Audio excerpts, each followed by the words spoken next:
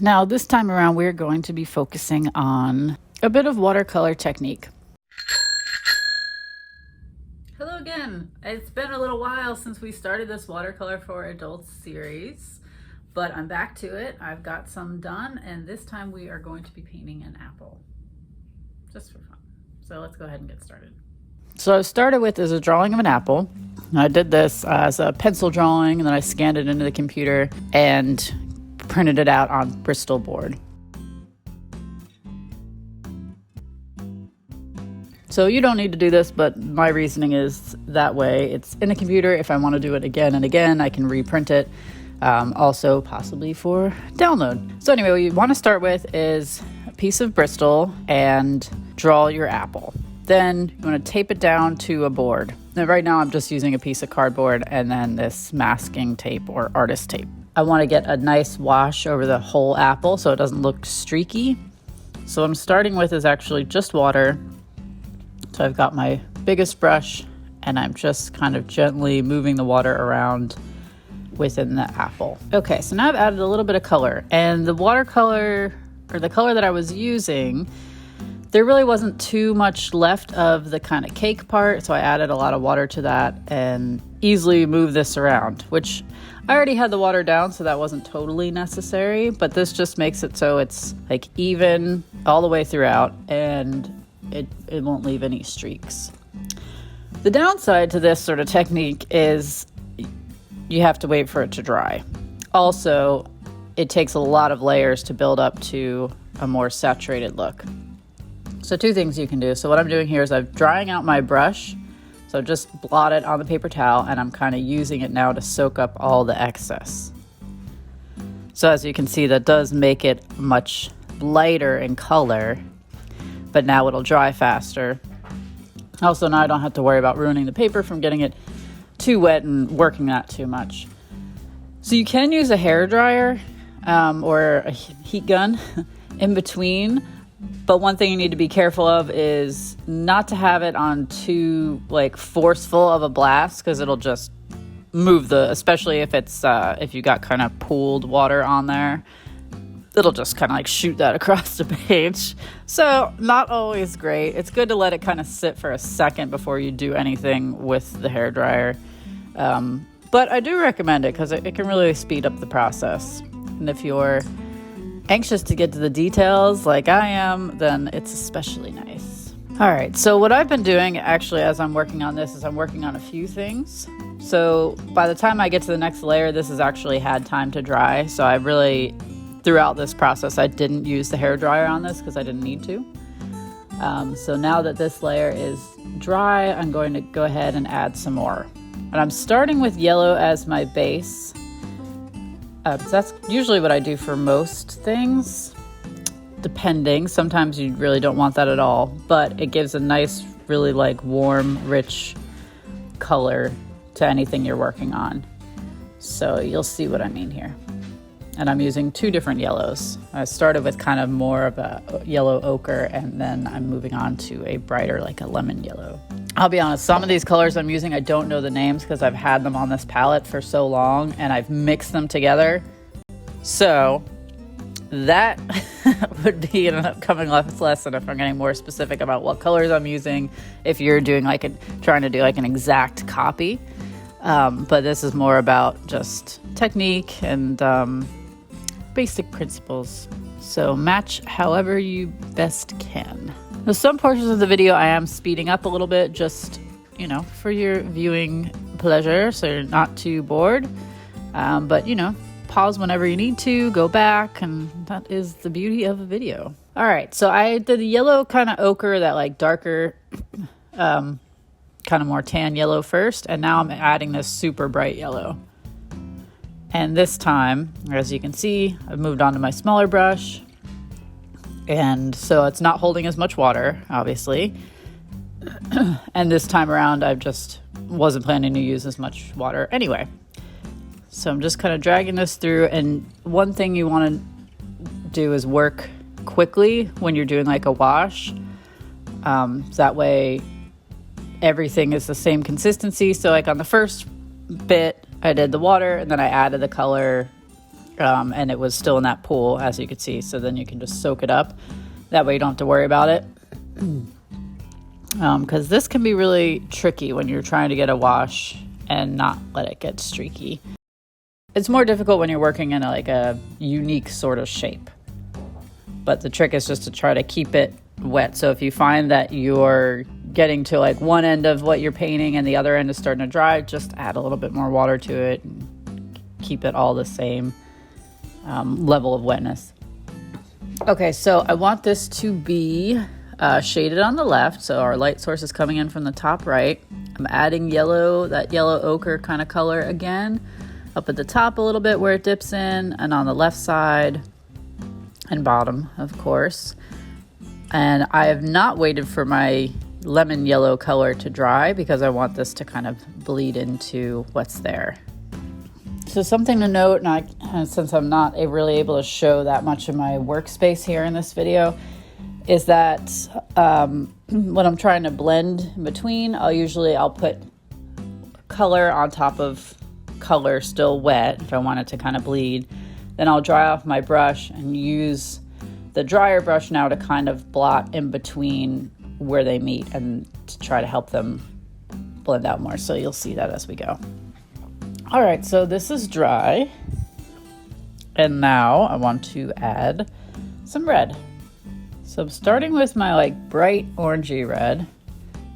I really loaded that into the brush. So giving that a good amount of water, but you can see it's still pretty saturated color. If you're trying to get a really consistent line, is to make sure your arm is at rest. So right now, since we're working small, a lot of this is in the wrist. A lot of your control is in the wrist.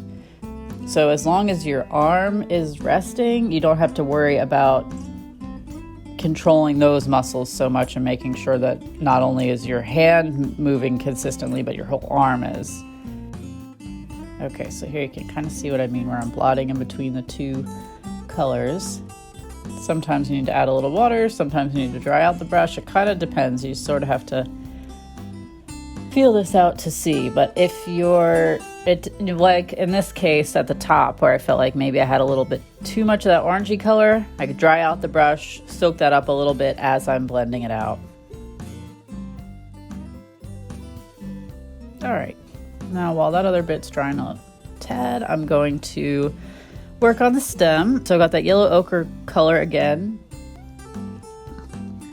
and putting my shadow on the left side and a little bit more definition at the top. So here we go. You can tell now that it's dry. It looks a little bit different.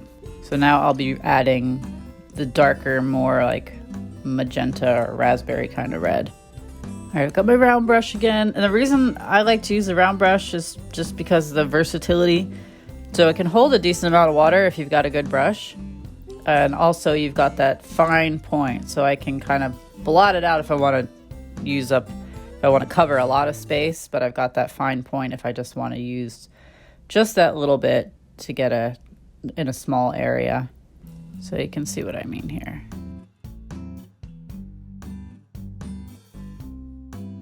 All right, so right now my line between the red and the yellow colors is a really distinct line, right? So next what I'll do is blend that out. So I'm rinsing the red out of my brush. Then I've got a little bit of just water in there, and I'm using that to kind of move the red into the yellow at just enough of a layer where you can still see the yellow pretty well underneath, a subtle gradation.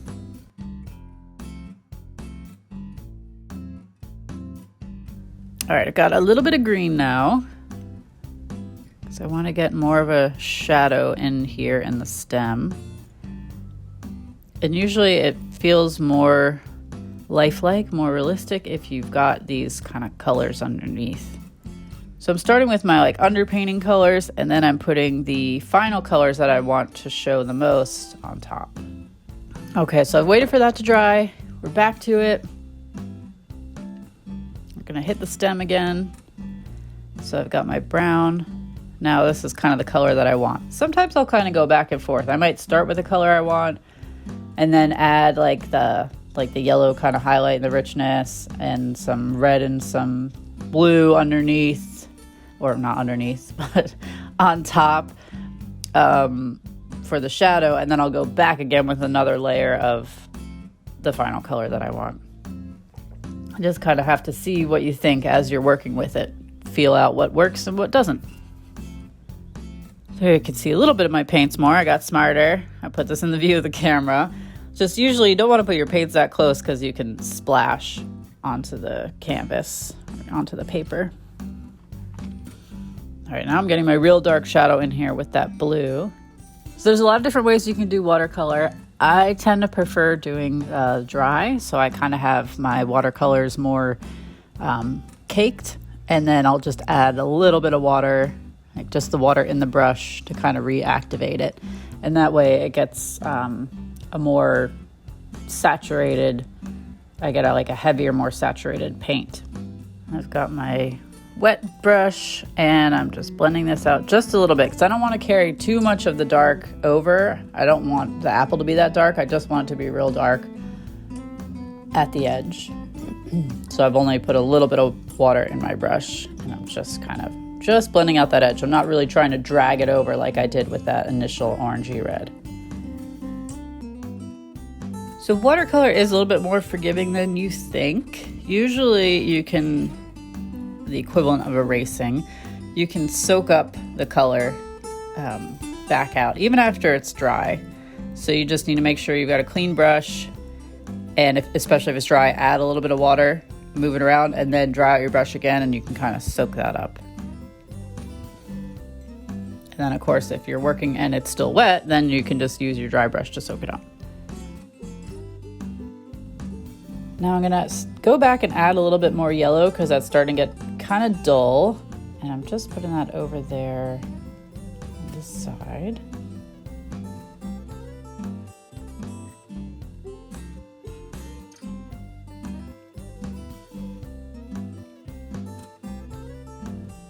All right, back to my red. So this is, you can see that's more of that like cake. I want to give this a little bit of imperfection, so I'll just put a little dent there in the apple. I'm gonna blend that out a little bit so that looks more natural.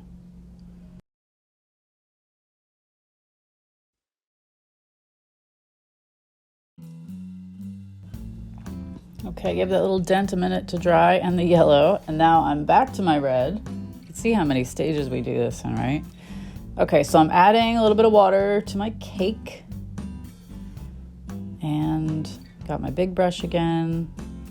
So another thing, especially as you get more and more layers that you need to be careful of, is that kind of erasing technique can work against you. So sometimes as you're putting another layer on top, you're pulling up the layer underneath. So you don't want to work it too much. You just kind of want to like gently sort of lay it on there. I do spend a decent amount of time just kind of sitting and looking and seeing what I want to do next. So I've sped through those parts of the video a little bit. And there's really not as much on this one because it's an apple. We kind of know what it looks like. It's not as much of a decision of, you know, if you're creating something totally out of your head, then there's a lot more of that time you kind of spend sitting and thinking about it. I definitely recommend just starting something, walking away from it, coming back. Fresh eyes are always a good thing, especially if you start to get frustrated, you know, then it's almost never a good thing to just keep going when you're frustrated. It's good to walk away. Also, another reason why it's nice to have, you know, 2 or 3 kind of paintings going at one time, because if you kind of get a block or just aren't really sure what to do, you can set one aside and keep working on something else, and you don't feel like you've wasted time, or you don't have that defeated feeling because you're like, okay, great, I'm just going to put this aside and do something else for a little bit. So you're still, you know, being productive or getting your creative outlet. And then what I want to do is just kind of go in and finish and get a few little lines like a little bit crisper, a little bit more finished look to the stem. And you can see in that, you can see in the shadow on the left of the apple how it's, you can, where it started to pick up the watercolor, like it looks a little thin, so I've got to fill that back in too.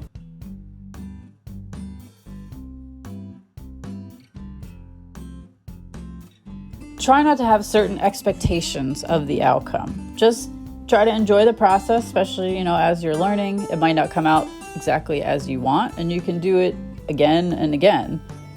So try not to get frustrated if it doesn't look exactly like you picture yours is going to look. So now that we're towards the end, I've got my really tiny round brush because I want to crisp up some of those lines up at the top and also just get a little bit more detail in my stem.